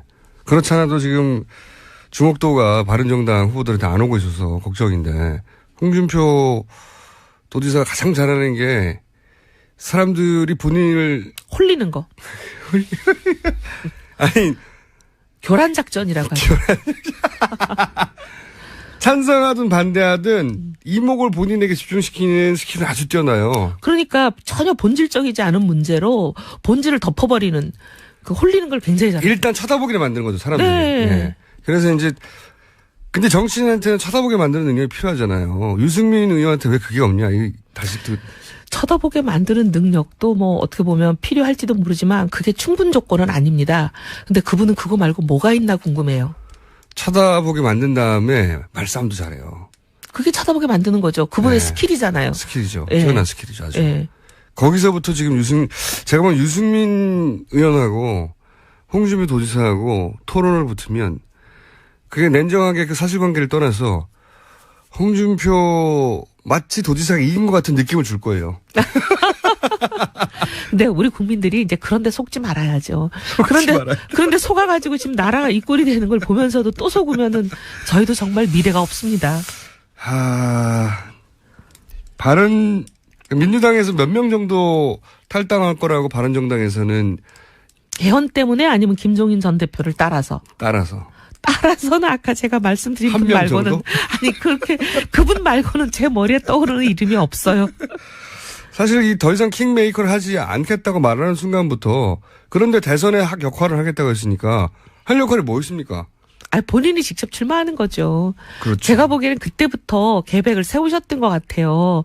그러니 9월 달에는 굉장히 구체적인 얘기가 지인들 사이에서 나오는 거잖아요. 총안을 얼마나 준비했답니까? 아니 이제 뭐 그런 구체적인 얘기는 없고 대선 후보는 자금도 있어야 된다. 그러니까 그런 말들이 이미 나왔었다. 자금도 있어야 된다고. 네. 대선이 뭐 그냥 아무것도 실탄 없이 되는 건 아니지 않느냐. 준비된 후보다. 이런 얘기들을 많이 하셨어요. 준비된 후보다까지. 남 얘기 할 때가 아닌데 바른정당. 탄핵이 인용된 이후에 만약 인용된 이후에는 자유한국당과 바른정당의 포지션이 확 바뀔 거 아닙니까? 라고도 전망하고 있죠. 바른정당 내에서도. 그렇죠? 저희는 그걸 기대하고 있죠. 왜냐하면 상식적인 사회라면 대한민국이 탄핵이 인용이 됐는데 소위 자유당이 설당이 있다면 그건 대한민국에 문제가 있는 거 아닌가요? 그래서 탄핵이 인용되면 틀림없이 어쨌든 양쪽 중에 힘이 이쪽이 더 셀 것 같아서 자유한국당을 지지하는 지지자들이 이제 일로 넘어올 것이라고 하는 기대를 가지고 있는 거죠. 그러기도 하고 탄핵에 찬성표를 던져놓고 지금 그 안에 있는 그분들이 거기 있을 수가 있겠어요? 아, 탈당도 할 것이다. 아니 탈당을 안 하면 그분들은 왜 정치를 하는 탈당 거며? 몇 명 할 걸로 얘기되고 있어요 지금. 왜냐하면 30몇 명이 지금 거기에 찬성표를 찍어놓고 앉아 계시는 거잖아요. 그러면 그 작업도 숫자를 딱 계산하면 66명이 찬성표를 민주당 그렇죠. 이외에서 찍었다고 생각이 되는데 예. 물론 일일이 확인한 건 아니지만 근데 문제는 그럼 우리가 32명이니까 적어도 저쪽에 더 많이 남아 있는 거 아니에요 우리보다? 그렇죠. 예, 우리보다 더 많이 남아 있는 저분들은 도대체 뭔가요? 그러면서 지금 당론은 탄핵은 되면 안 된다. 그다음 대통령은 죄가 없다. 이런 식의 대세에 휩쓸려 가지고 그냥 가만히 계시는 거잖아요. 그럼 왜 탄핵을 찬성하신 건지. 힘을 여전히 친박이 가지고 있다는 거죠 당내에서. 네. 그러니까 그분들은 거기에 계속 있으시면은 안 되죠. 정치 도의상. 그러면 그분들이 탄핵 이념과 함께 탈당할 거라고 전망 정도가 아니라 접촉이 있습니까? 접촉은 뭐 이제 개인들끼리 3, 4, 5 친한 의원들 통해서 우리가 언제 가야 돼? 언제 나오면 좋은 거야? 뭐 이런 얘기들을 하신다 그래요. 언제 가면 좋은 거야. 네. 그런 얘기가 뭐 있기는 하지만 구체적으로 뭐 그런 게 한 30여 명 된다. 아니 그런 접촉을 하는 사람이 30여 명이라는 얘기가 아니라 접촉을 하는 사람은 몇 명인지 안 쉬어봤는데 접촉을 해야 될 사람이 30 몇 명인 거죠. 그렇군요. 탄핵 결과에 따라서는 이제 확 바뀌겠군요. 확 바뀌기를 기대하는데 우리 대한민국이 제발 좀 이제 정상성을 회복했으면 좋겠어요. 자, 오늘 여기까지 하고요. 네. 탄핵을 위해서 기도 중이신 이혜훈 의원이었습니다. 다음 주에 뵙겠습니다. 감사합니다. 저는 김어준이었고요. 잠시 후 3부에서 다시 뵙겠습니다. 박근혜 대통령과 최순실 씨가 경제 공동체라고 발표를 했습니다. 이 두 사람의 관계를 제대로 이해하려면 시간을 한참은 거슬러 올라가야 하죠. 그리고 가족이 아니면 알 수 없는 내용도 많습니다. 해서 오늘 저희가 이분을 어렵게 모셨는데요. 조순재 녹취록으로 알려진 조순재 씨, 최태민 씨의 의붓아들이죠. 장남 조용래 씨 스튜디오에 직접 나오셨습니다. 안녕하십니까? 네, 안녕하십니까? 네. 어려운 걸음 해주셔서 감사하고요. 우선 최태민 씨 가족관계 워낙 복잡해가지고 간단하게 그것부터 정리를 좀 해보죠. 아버지 조순재 씨가 최태민 씨의 의붓아들이죠. 네, 그렇습니다. 네. 여기서 의붓아들이라는 건 그 최순실 씨의 모친 임선희 씨. 네. 예, 본인에게는 할머니 되시는 거죠? 네, 그렇습니다. 그런데 이제 최태민 씨와 재혼하기 전에 이전 혼인에서 낳은 아들 이렇게 되는 거죠. 예, 그렇습니다. 첫 번째 결혼하셔서 낳으신 첫 번째 자식이고 첫 아들이에요. 장남이시고. 네네. 예, 관계가 그렇습니다. 소위 이제 조순재 녹취라는 게 지난 2007년 한나라당 경선 당시에 등장을 했습니다. 이 내용이 박근혜 후보가 무능하다, 부도덕하다, 그리고 최태민 씨와의 사적인 관계, 그리고 박정희 자금은 어떻게 되었다, 최태민 일가는 재산을 어떻게 축적했다, 무려 9시간에 걸쳐서 진술한 내용의 녹취록이고, 이게 이제 대중적으로 제대로 알려진 건 이번 게이트를 통해서입니다. 우선 그 조순재 녹취록을 작성한 조순재 씨 아버지는 박정희 대통령 그리고 최태민 씨하고 어떤 관계 속에서 일을 했나요? 거기서부터 시작해보죠. 이전에 공보부 장관이셨던 그 이원우 장관 비서관을 하셨어요. 누가요? 저희 아버지께서요. 조순재 씨께서. 장관 비서관을 하셨다? 네네. 네. 비서관을 하시다가 유경수 여사 1주기 추모 사진전을 이제 기획을 해요. 예. 그 기획을 맡아서 74년도에. 75년도죠. 75년도에. 네, 75년도에 이제 추모 사진전을 기획을 하시는 거를 시작으로 함께 일을 하는 그런 많은 과정에 동참하게 되죠. 장관 비서관이었다가 그 추모 사진전이 있으면서 박정희 대통령 밑에서 일을 했다는 건가요? 박정희 대통령이라기보다는 이제 박근혜 씨하고 최태민 씨가 이제 함께 진행하는 계획한 추모 사진전을 조순재 씨가 저희 아버지께서 이제 참여해서 직접 기획하고 실행을 해서 성황리에 잘 마치게 되죠. 네, 그거를 기회로 이제 좀 능력을 인정받고 그러면서 본격적으로 이제 구국봉사단이라든지 뭐 이런 쪽의 재단 일에 관여하시게 됩니다. 아하. 그 최태민 씨가 대한구국선교단 일을 본격적으로 할 즈음부터 합류를 하신 거군요. 네, 그렇습니다. 처음부터 시작했습니다. 그러면은 박근혜 대통령을 굉장히 오래 전부터 알았던 사이네요. 74년 5년부터. 네, 그렇습니다. 예, 네. 가까이서 봤을 것이고. 네. 자, 그렇게 맡게 돼서 이제 그 이후로 쭉 처음에는 구국 선교단으로 출발하셨고 그 이후에는 어떤 일들을 박근혜 대통령이 어떤 일들을 도맡아 하셨는지 좀 설명을 해 주십시오. 75년부터 이제 구국 선교단 홍보실장으로 일을 하셨고요. 홍보실장이요? 네. 그러면서 이제 많은 그 단체들이 생겨나죠. 뭐 여러 가지 봉사단들, 새마을 봉사단부터 예. 이런 많은 단체들의 일에 이제 개입을 하셔서 일을 진행하시고 예. 그러다가 이제 신군부가 들어오던 그 이제 박정희 대통령이 서거하신 이후에 79년 12월 26일. 예, 12.6 사태 이후에는 이제 공백이 생겨요. 예. 그러다가 84년도부터 영남재단. 84년도 영남재단. 예. 영남재단에 이제 전무로 내려가셔서 예. 대구에서 이제 일을 하시죠. 직책은 그러했고 실제 거기서 했던 일의 내용은 뭐였답니까? 재단 전체를 장악을 하고 예. 재단 전체를 실무적으로 관리하는 입장이었어요. 전체를. 네네. 영남대학교와 영남재단, 뭐 영남투자금융. 예. 그러니까 영남투자금융은 영남대학교가 1인 주주였던 예. 회사였고요. 그리고 알려지기로는 영남대가 당시에 재산을 빼서 최태민 씨에게 넘겨주고 뭐 이런 일들이 있었다고. 네네. 그런 고발들이 있었는데. 네. 그 내용도 좀 설명해 주시죠. 아마 제가 알기로는 이제 아버지 하셨던 일이 예. 최태민 씨에게 예.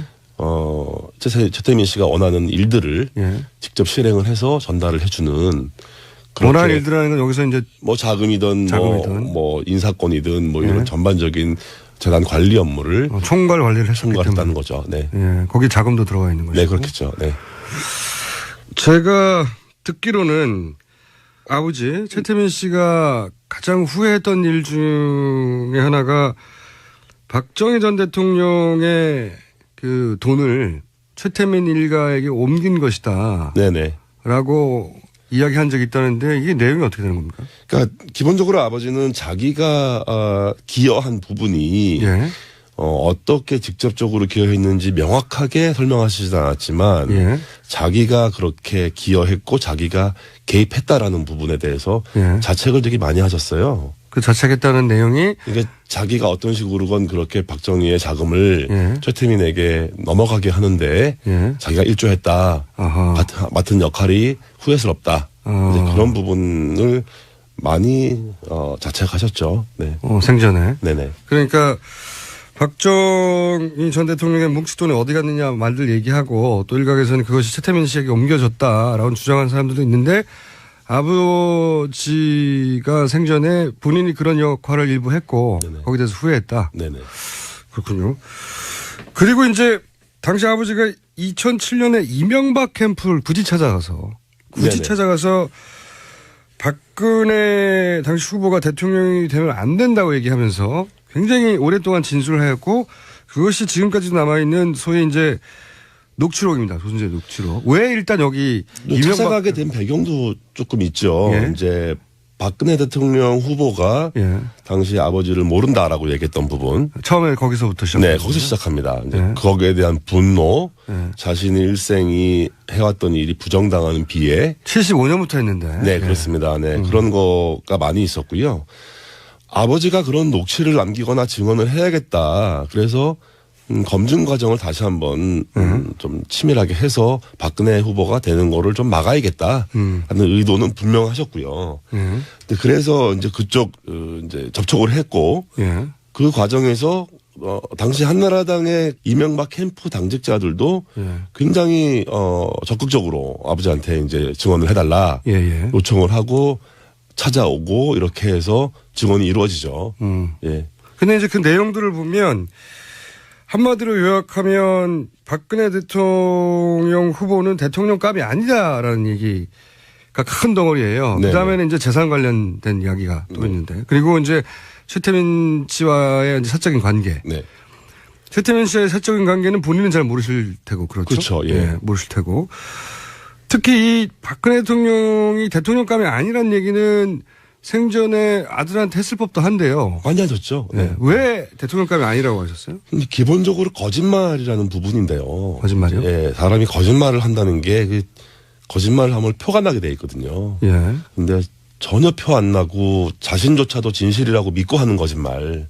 아, 그렇게 표현하셨어요? 네네. 그래서 그런 그 지독한 거짓말을 하는 사람이 지도자가 됐을 때, 불행한 나라, 비극의 나라가 될 거다. 그런 거에 대한 게 있으셨고, 오랫동안 같이 일을 하면서 이제 아버지가 겪은 박근혜 씨. 네. 이사장으로 있었고, 본인이 실무를 총괄했으니까. 그러니까 업무적으로 능력이 없음. 업무적인 능력이 없다는 거를 뿐이 아니라 무책임하다는 부분. 다시 말하면 어떤 의미에서 뭔가 일이 잘못되고 나면 책임은 자기는 회피하고 쏙 빠지고 다른 사람들이 다 이제 대신 뭐 책임져야 되고 본인 모른다고 거짓말하고. 네네네. 네. 그게 이제 하루 이틀 된 일이 아니라는 거죠.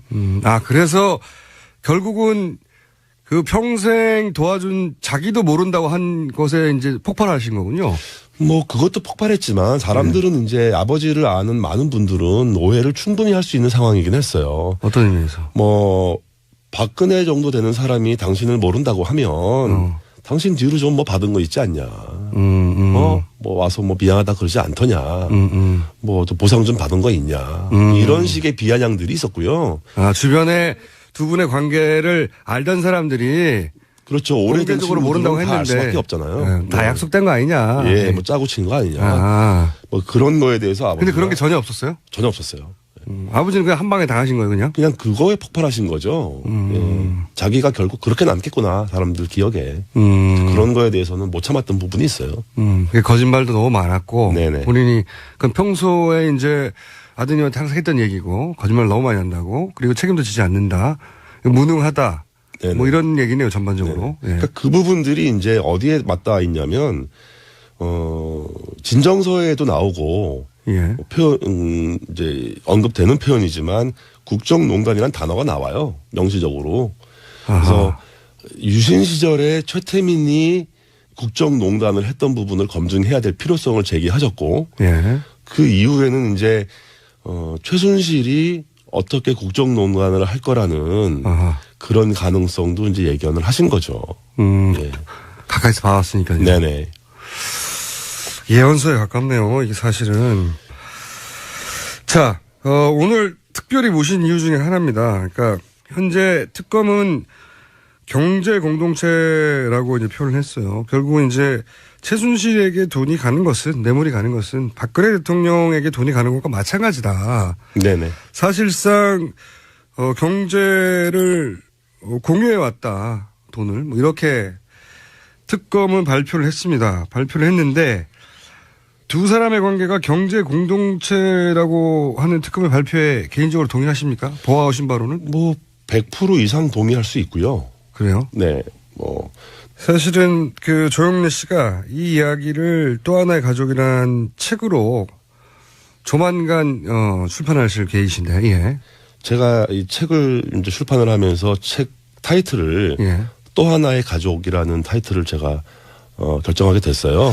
어차피 가족이라는 게 이제 가족 공동체라는 거는 경제의 주체를 분리하기가 어렵잖아요. 그렇죠. 의미도 없고. 네. 그러니까 그 정도의 공동체적인 의미가 가족적이다라는 거를 이제 사실은 의미를 가지고 그런 의미군요. 하게 된 거예요. 박근혜 대통령이 사실은 최순실 일가와 가족이었다. 그 정도 가족 관계라고 할 수 있을 정도라는 거죠. 네.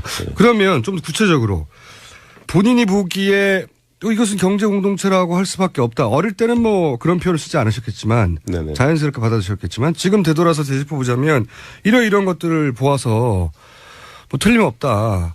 그런 구체적인 사례를 좀 얘기해 주신다면요. 기본적으로 박근혜 대통령께서 대통령 되기 전에 이제 사인으로 계시는 동안에 개인적인 경제 활동을 하신 게 없어요. 돈을 벌어본 적이 없습니다. 네, 소비 생활도 하신 게 없고 직접 소비 활동을 하진 않았으니까. 그러니까 물건도 자기가 직접 사본 적이 없다고 하니까. 뭐 박근혜 씨 집에서 이제 살림을 도와주는 가사도우미부터 운전기사, 뭐 경비원 이런 사람들도 저희 어머니가 이제 뭐 특히 가사도우미 같은 경우는 저희 어머니가 아는 분을 지인을 이제 보내주셨고 그분들에게 들어가는 뭐 급여나 비용 또 생활비, 예. 하다못해 뭐 장을 봐서 식재료를 구입하는 비용 예. 이런 것들을 직접 박근혜 씨가 지불하지 않았으니까요. 아, 그 돈은 어디서 나왔습니까? 뭐 임선희 할머니한테서 나와서 저희 어머니가 집행을 하고 최순실 씨의 모친이자 네네. 본인에게는 할머니가 되는 네네. 임선희 씨가 그 돈을 다 냈다. 네. 들어가는 모든 돈이 다 임선희 씨로부터 나왔다. 네, 그렇습니다. 예. 본인이 직접 벌어서 뭘 써본 적이 없다. 네네. 그러면 어머님이 이 박근혜 대통령에게는 어떤 역할을 해주셨어요? 어머님은 또? 그러니까 뭐 아까 말씀드린 대로 가사 도우미도 저희 어머니가 이제 결정을 해서 보내주신 분을 이제 믿고 이제 오랫동안 한 12년, 13년 이 정도를 이제 일을 해주신 분이 계세요.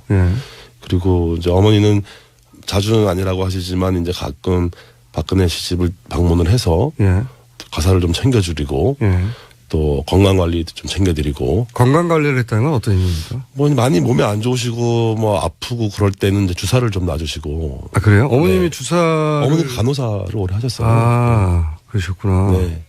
그 시절부터 병원을 가기보다는 이렇게 주변에 그냥 비선 의료에 도움을 그러니까 외부에 노출되는 생활을 좀 많이 꺼렸던 것 같고요. 네.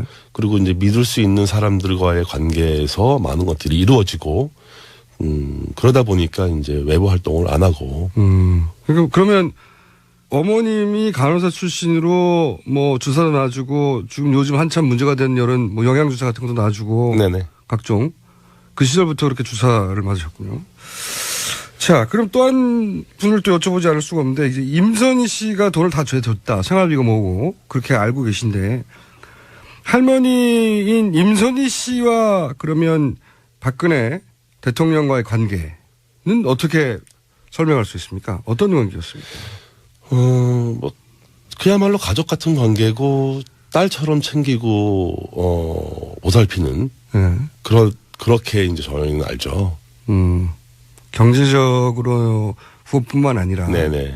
그럼 예를 들어서 지금 언론에 보도되기로는 국회의원 선거 나갔을 때. 네. 그때는 최순실 씨가 아니라 임선희 씨가 생전이었기 때문에 임선희 씨가 오히려 그런 역할을 주도적으로 다 했다. 지금 최순실이 하는 것으로 알려진 뭐 후원이라든가 도와준다든가. 뭐 이제 그 부분은 경제적인 어떤 영향력을 임선희 할머니가 가지고 계셨을 때고. 그때는. 네. 그러면 그때는 경제권을 할머니가 가지고 있을 때요? 그렇게 알고 있어요. 그때까지는. 사실상. 사실상 그때까지는 그렇게 알고 있고, 이제 그때 무렵부터 이제 많이 넘어가겠죠. 나이가 있으시니까. 네네. 근데 이제 어쨌든 그때까지는 할머니가 주도적으로 이제 행사하고 관여하실 수 있었고. 그러면 예를 들어 선거에 나갔을 때 필요한 선거 자금 같은 경우는 그 역시 할머니가 챙기셨나요? 그렇죠. 저희 할머니가 뭐 여행용 트렁크에 실어서 갔다. 여행용 트렁크에? 예. 현금을 실어 갔다. 뭐 이런 얘기를 제가 아버지한테 들었으니까. 아버지한테? 네.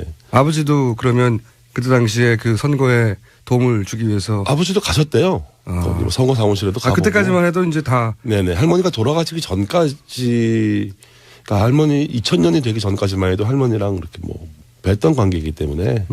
근데 이제 2000년이 가까워오면서 급격하게 이제 벽이 생기죠, 할머니하고. 그러면 선거 자금도 역시 임선희 씨로부터 나왔다고 봐야 되겠네요. 네, 그렇게 생각하고 있습니다. 그러니까 아버님 보시기로는. 네네. 직접 아버지한테 직접 들으신 얘기죠. 네. 그때 이제 국회의원 처음 당선됐는데 그 트렁크에 현금을 실어서 날랐다. 네네. 네, 할머니 돈을. 네. 나중에 이제 그 기사를 보고 다른 또 보도를 보니까 그 운전해 주셨던 기사분도 그렇게 했다고 얘기를 하시더라고요. 그건 운전부사가 본 것이고. 예, 그래서 본인 아버지한테 직접 들은 예, 얘기고. 그렇죠. 그래서 그걸 나중에 보고는 이게 진짜 그렇구나라는 걸 그때 그냥 듣기만 했는데. 네네. 뭐 설마 진짜 그랬을까 싶은 생각도 들었었는데. 어릴 때는. 네. 그런 얘기를 아버지 돌아가시기 전에 저한테 많은 말씀을 하셨거든요. 이제 그때 들었던 얘기들이 대부분. 그때 당시 선거를 그러면 진두지휘한다고 할까요? 예를 들어서 뭐 그때는 돈을 많이 쓸 때거든요. 뭐 봉투 막 나눠주고 막 그럴 때인데 그런 역할도 임선희 씨가 했었나요? 뭐 저희 할머니가 기본적으로 손 크신 분이기 때문에 뭐 그런 역할을 하셨다면은 뭐 부족하지 않게 주지 않았을까. 그렇군요. 그리고 특검에도 참고인으로 나가셨죠. 네네. 최근에. 특검에서는 어떤 걸 물어봤고 어떤 내용을 진술하셨어요? 이제 할머니 재산 관련해서. 재산 역시. 예, 뭐 이제 차명이 어떻게 형성되어 있는지 그 많은 차명을 사용했던 사람들이 이제 대부분 가족 관계에서 그러니까 먼 친인척까지 다 동원됐다고요? 다 동원됐기 때문에 그 중에 이제 어떤 사람들과 관계를 파악할 수 있냐, 알고 있느냐는 거. 이 사람들이 누구냐? 네네, 주된 질문이었고요. 이름들이 너무 많이 나오니까. 제가 뭐 모르는 건 모르고 아는 건 안다고 말씀드리고. 본인이 아는 이름도 등장하던가요? 예, 있었습니다. 네. 그런데 이제 그분들이 이제 차명으로 그런 재산을 관리하거나 그 사람 이름으로 되어 있었다는 거죠. 말하자면. 네네, 그렇습니다. 근데 이제 본인이 모르는 이름도 많이 있었고. 예. 그렇군요. 그 차명 관련을 확인해 주려고 하셨군요. 그러니까 임선희 할머님 중심으로 해서 할머니의 친인척 관계, 최태민 씨도 관련이 있겠지만 친가 외가의 친인척들이 쫙 있던가요? 뭐 거의 망라돼 있다고 봐도 무방할 것 같고요. 뭐 깜짝 놀란 건 저희 외조부님 이름도 나오니까. 외조부님요? 예, 사실은 연결고리가 없거든요. 아하. 저희 외할아버지가 저희 친할머니의 그 차명 관련에 연결될 가능성은 없는데 어떻게 보니까 저희 외할아버지 이름도 나와요. 그래서 이게 그 당시에 아버지가 진짜 무슨 짓을 했었던 건가. 저 자체도 저 스스로도 좀 의아하죠.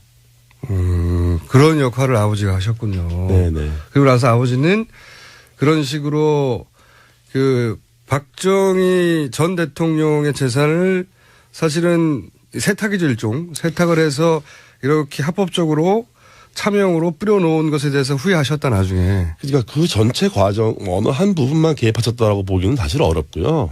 저 큰 맥락에서 보면 전 과정에 개입을 하셨는데 그 전체가 후회스러운 거였겠죠. 네. 그러셨구나. 네. 아버님이 돌아가신 게 아쉽네요. 지금 사실 살아계셨으면 누구보다도 정확하게 본인이 직접 하신 일이니까. 아버지가 살아계셨으면 대통령 되시기 힘들지 않았을까. 힘들었지 않았을까 생각하죠. 그렇겠군요. 네. 그 초기 75년부터 시작해서 그 전 과정을 다 함께 하셨으니까. 네네. 그리고 뭐 총괄도 했고 당연히 그 속에는 자금도 들어가고 네네. 그리고 지금 말씀하셨듯이 외조까지 등장할 정도로 그러니까 뭐 양가 최태민 씨도 결혼을 워낙 복잡하게 해가지고 친척이 많지 않습니까? 양가 모든 족보를 놓고 이렇게 다 뿔뿔이 재산을 차명으로 숨기거나 했을 가능성이 높겠네요. 그렇게 보고 있습니다. 네. 제 개인적으로는 뭐 그런 심증이 많죠. 그러면 지금 특검이 확인했다고 하는 한 2,700억도 그게 다가 아니라고 생각되시겠습니다? 특검이 끝나고 검찰로 수사가 넘어갔잖아요. 예. 이제 검찰이 좀 더 치밀한 수사를 이어간다면 예. 더 정확한 관계를 좀 밝힐 수 있지 않을까. 그게 중요한 이유는 이제 이 국고 환수 문제로 어떻게 이 논의가 이어질 거냐. 정말 국고 환수가 실현될 거냐. 그 부분을 좀 주의 깊게 보고 있습니다. 지금 하신 맥락에서 쭉 이야기를 정리하면 결국은 박정희 대통령의 어떤 그 비자금이랄까요? 돈으로부터 이 종잣돈이 시작된 거네요. 그렇습니다. 네. 그게 이제 최태민 씨 소유로 이전이 됐고 그것이 차명으로 뿌려져 있었고 그리고 그게 이제 박정희 대통령 돈으로 시작됐고 관리는 최태민 씨 쪽이 했기 때문에 사실은 뗄래야 뗄 수 없는 종잣돈은 여기서 나왔지만 관리는 최순실 일당이 한 거이기 때문에 공동체다. 예. 그래서 제가 이제 또 하나의 가족을 얘기하게 된 이유이기도 해요. 이 책을 굳이 꼭 쓰셔야 하겠다고 결심하는 계기가 있나요? 한국에 들어오기 전에 이거를 사실 초고를 쓰면서 이제 쓰게 된 계기가 있어요. 한국에 굳이 돌아오신 이유는요? 휴직을 했어요. 휴직하고 책을 좀 내야겠다. 최순실 사태 터지고 나서? 네네. 터지는 초기에 이 사태를 보면서 이제 아버지에 대한 보도가 나오고. 그렇죠. 아버지 육성이 이제 방송에서 나오는 걸 보고 마음이 굉장히 괴롭더라고요. 괴로우셨겠죠. 잘못하면은, 정확하지 않은 역사가 남으면 좋지 않겠다. 본인이 아는 한. 네, 아는 한. 최대한 진실을 좀 남겨야겠다는 생각을 했었고요. 사실 솔직히 말씀드리자면 아버지가 불쌍해서 시작했어요. 아들 입장에서. 뭐 좋은 일은 아니고 불의한 일에 가담했지만 평생 한 일에 대해서 부정당하고 모른다. 부인당하는 그 아버지. 뭐 당당한 일이라도 했다면 차라리 괜찮겠지만 그런 아버지가 불쌍하고 눈물이 나더라고요. 그래서 이거 좀 책으로 써서 진실을 좀 남겨야겠다. 그리고 그렇게 그렇게 아버지가 이제 그 생을 마감하기 직전에 절대 저 사람 대통령 되면 안 된다고 했던 사람이 결국은 됐고요. 네네. 그리고 아버지가 예견했던 그대로 국정농단이 일어났고. 자, 그러면 이 책을 통해서 아직 책도 나오지도 않았는데 저희가 이제 인터뷰를 하는 겁니다. 얼마나 훌륭합니까, 저희 방송이. 감사합니다. 예. 네. 이 책을 통해서 국민들에게 꼭 하고 싶은 이야기가 있습니다. 네. 네, 어떤 겁니까? 우리가 알고 있는 이 마주대한 이 현실이 본질은 부정부패다. 그렇죠. 오래된 부정부패라는 거죠. 이 본질을 벗어나면 다른 논의로 빠지게 돼요. 이제 프레임이 바뀌는데 이게 무슨 뭐 권력 경쟁도 아니고 뭐 신구 세력의 경쟁도 아니고 뭐 보수와 진보의 대결도 아니고 이건 그냥 완벽하게 100% 부정부패 얘기다. 이거를 뿌리 뽑는 계기가 돼야 되겠다. 그래서 이게 저는 개인적으로 탄핵 반대합니다. 아, 그래요? 네. 뭐 탄핵이 된다면 적당하게 타협하고 적당하게 이제 협의해서 또 이제 뭐 소위 말하는 구렁이 담 넘어가듯이 넘어가는 그런 걱정을 하신다 오히려. 다음 세대와 이전 세대 중간에 있는 제 입장에서 본다면 탄핵으로도 부족하다고 생각하시는군요. 네, 그렇습니다. 네. 탄핵이 절대 되면 안 된다가 아니라 탄핵만으로도 이 책임을 다 물을 수 없다. 네네. 그런 말씀이시네요. 네네. 자, 오늘 말씀 감사하고요. 오늘 여기까지 듣고 저희가 책이 제대로 나오면 저희 다시 한번 모시겠습니다. 네, 알겠습니다. 네. 그 전까지는 딴 데 인터뷰하시면 안 됩니다. 자, 어려운 자료 해주신 최태민 씨의 의붓아들, 조순재 씨의 장남. 예, 이분들의 이름을 다 알아야지 결국 오늘의 주인공님이 등장합니다. 장남 조영래 씨였습니다. 감사합니다. 네, 감사합니다. 조영래 씨 책 원고 일부를 제가 사전에 확인을 했는데 그 내용 중에 최태민 씨와 박근혜 대통령의 사적 관계에 대한 내용도 있습니다. 대단히 구체적인 장면을 조영래 씨 모친이 직접 목격한 건데요. 예. 목격한 상황에 대해서는 역겹다. 이렇게 모친이 표현하고 있는데 어떤 상황인지는 책에 출간되면 확인하실 수 있겠습니다. 친절한 에이스 시간. 친박 집회 동원 제보 문자가 좀 있습니다. 네. 김천에 사시는 외숙모가 이 탄핵 반대하는 친박 집회에 참석하셨는데 일당 5만 원을 받고 하루 종일 고생하셨다. 네. 이 일당 5만 원에 대해서는 일단 이분의 주장이고요. 여튼 이런 제보 문자들이 제법 있습니다. 그리고 버스, 택시에 의해서 이제 태권 도장을 운영하는 태권 도장에서 운영하는 노란 버스의 기사님. 네. 아주 재밌어요. 차에 탄 초등학생들과 시국에 관해서 열띤 토론을 벌이고 있다. 네. 태권 버스 기사님. 네. 아주 훌륭하십니다.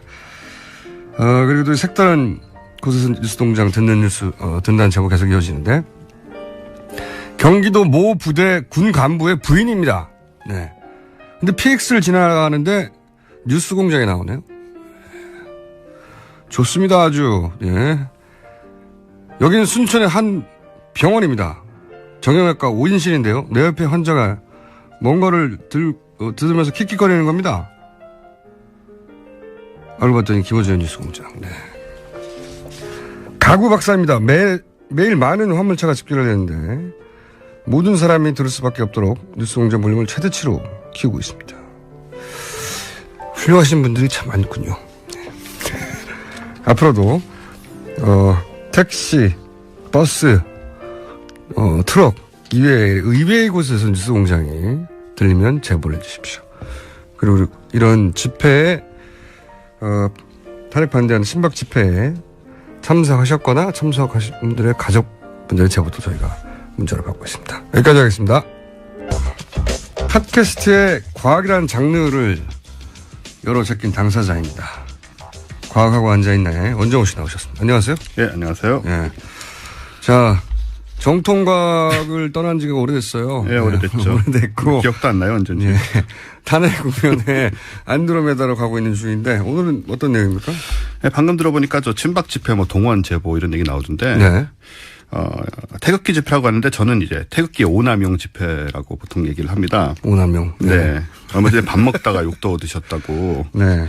근데 200만 밥 명이. 먹는데 그 지금 방금 말씀하신 네네. 거는 이제 박근혜 대통령 변호인단 중에 한 분, 네, 모 네. 변호사가 태극기를 몸에 두르고 네네. 식사를 하셨는데 그걸 보고 있던 한 주민이 태극기는 그런 데 쓰는 데 있는 게 아니라고. 냅킨이냐, 뭐, 네, 앞치마냐. 태극기가 그러냐고 막 흥분하셔가지고. 네. 네.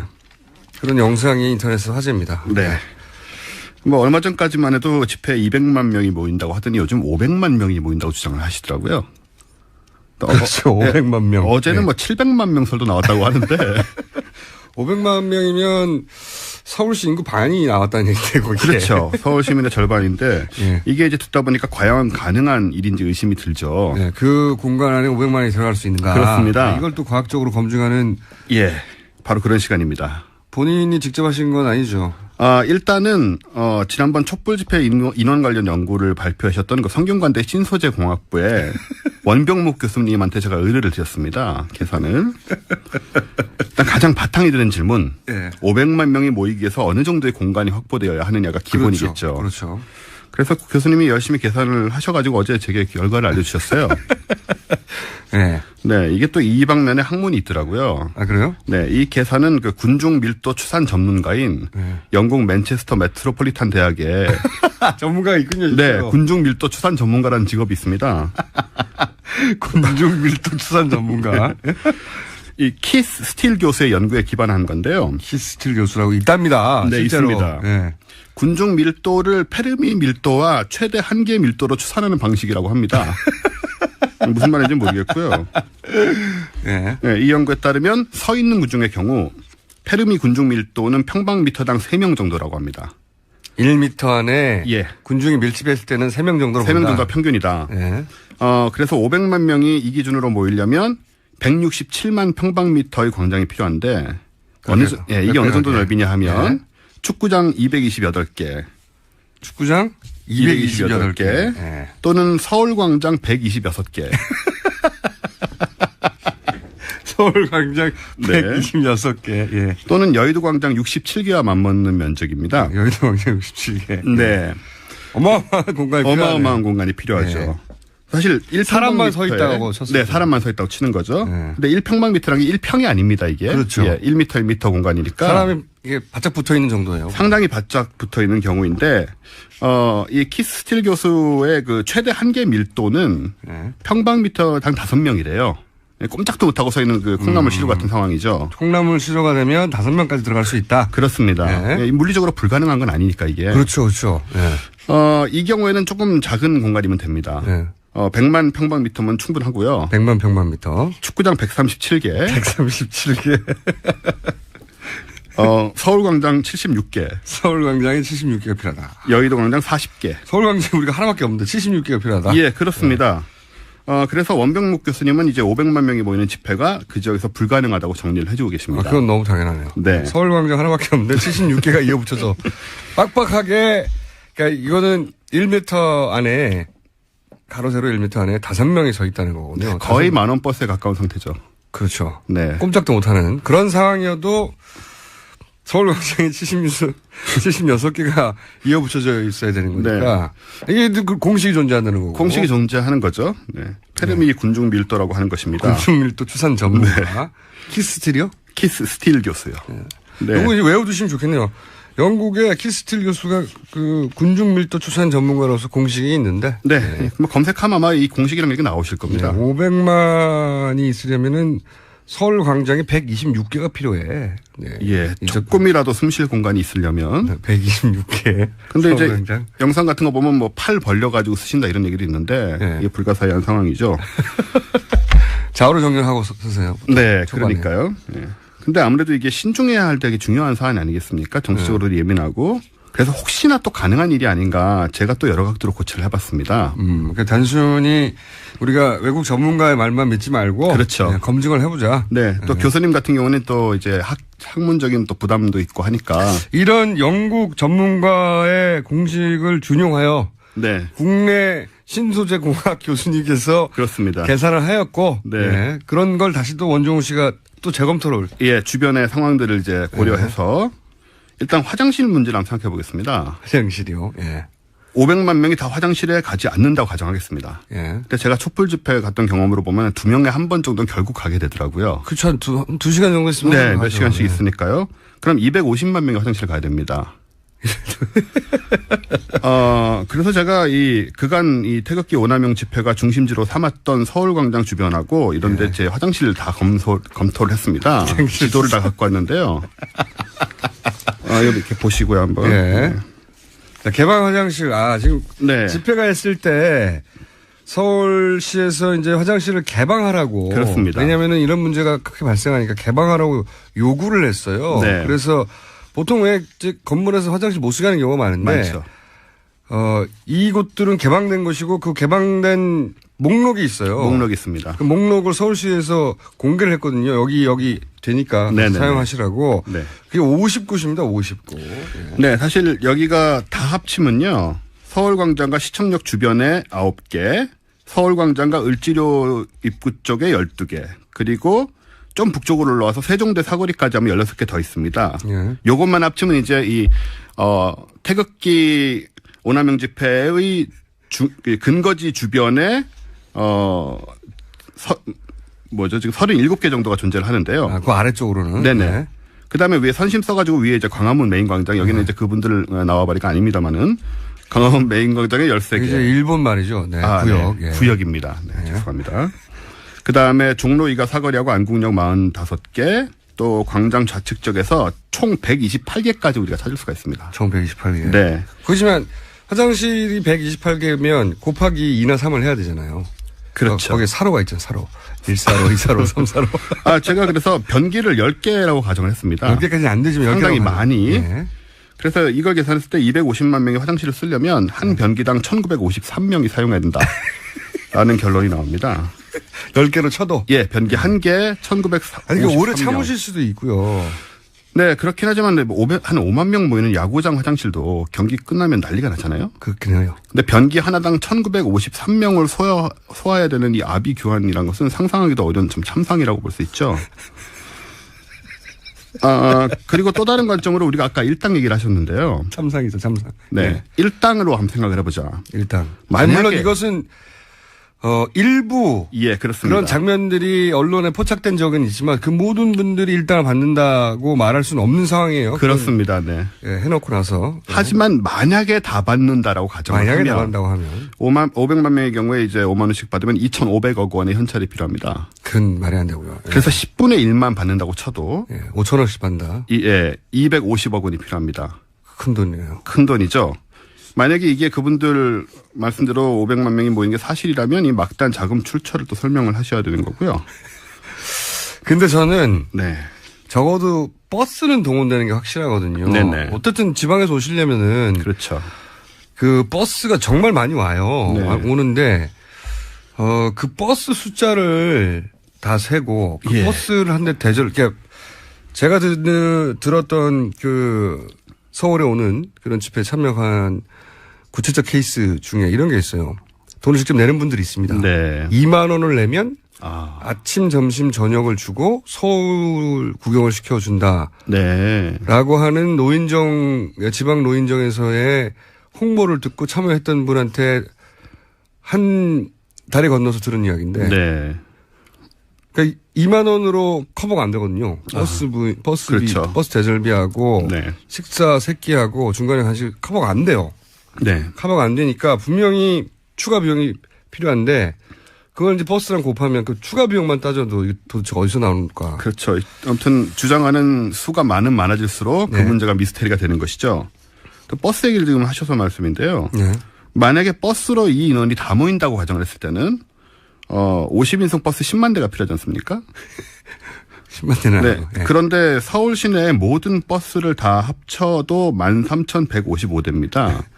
이게 시내버스, 마을버스, 공항버스, 전세버스 그리고 시티투어 버스라고 있죠. 예. 그거 20대까지 합친 겁니다. 지하철도 타고 올 수 있으니까요. 네. 그래서 이 서울 시내 버스를 다 동원하면 6에서 70만 명 정도가 한 번에 움직일 수 있어서 당연히 지하철 생각을 하시게 되죠.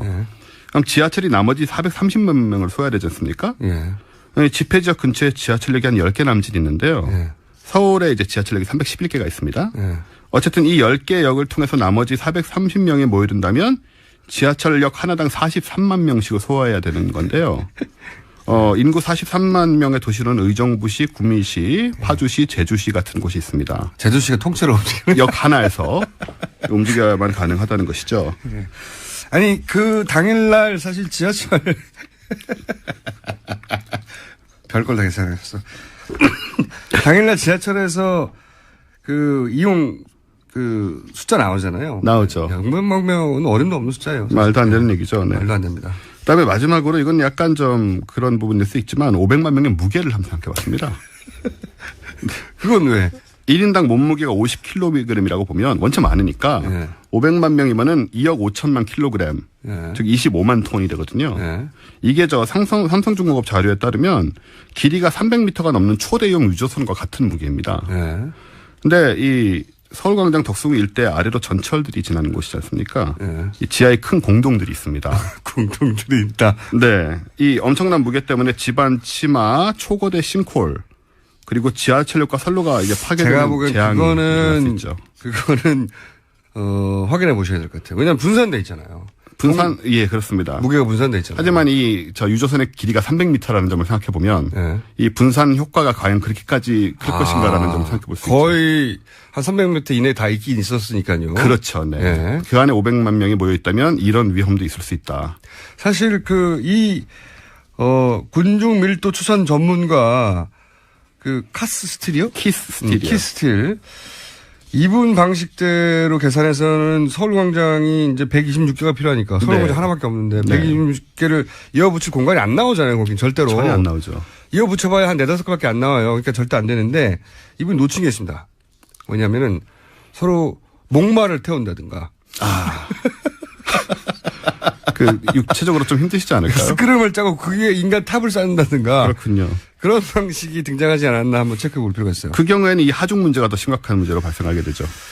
자, 참 쓸데없는 내용이었는데. 네. 정리를 하겠습니다. 거의 끝나가니까. 그래서 500만 명이 모이는 거는 물리적으로 불가능하다고 결론 낼 수밖에 없고요. 그건 말이 안 되고요. 네. 만약에 그게 가능하다고 하면 이게 지금 인류 역사상 500만 명의 인파가 모인 적이 한 번도 없더라고요. 제가 확인해 보니까. 그럴 수가 없어요. 말씀하셨잖아요. 그런 정도의 공간이 나오지도 않고요. 500만 명을 한 번에 모으는 건 과거에는 당연히 불가능했고. 왜냐면 그 사람들을 모으려면은 그 정도면은 과거에는 한 나라의 인구거든요. 네덜란드 인구가 그 정도 될 거예요. 옛날에 뭐 적벽대전이니 300의 페르시아 군대라 봤자 100만 명, 200만 명이거든요. 그래서 이걸 만약에 했다면은 인류 최초의 쾌거가 되는 거라서 증거 자료를 가지고 기네스북에 등재를 하시면 국위선양할 수 있는 기회라고 생각이 됩니다. 500만 명보다 인구가 작은 나라가 많습니다. 많습니다. 그 나라 인구를 다 모았다는 거니까. 이렇게 말하고 싶은 거겠죠. 500만 명이라고. 지난번 촛불 집회에서 100만 명 그랬었죠. 100만 명 모였다고 했을 때 그때는 실제 지하철을 이용한 고객 수가 100만 명에 도달했죠, 거의. 그 경우는 과학적으로 거의 뒷받침이 됐었죠. 500만 명은 아니다. 네, 이 경우는 신화라고 전설이나 신화라고 얘기하고 싶습니다. 과학이 아닙니다. 단순하게 생각하시면 돼요. 서울광장 126개니까 126개를 지도에서 쭉 이어서 붙여보시면 서울역을 지나서 용산 가까이 갈 겁니다, 아마. 자, 제가 보기에는 이 과거하고 앉아있네가 아니라 계산하고 앉아있네로 바꿔야 돼요. 프로그램 제목을. 앞으로 계산할 일이 또 등장하지 말아야 될 텐데. 네, 다음 주부터 이런 얘기 안 할 수 있었으면 좋겠습니다. 자, 지금까지 원정호 씨였습니다. 저는 김원준이었습니다. 당연히 내일 또 뵙겠습니다. 안녕!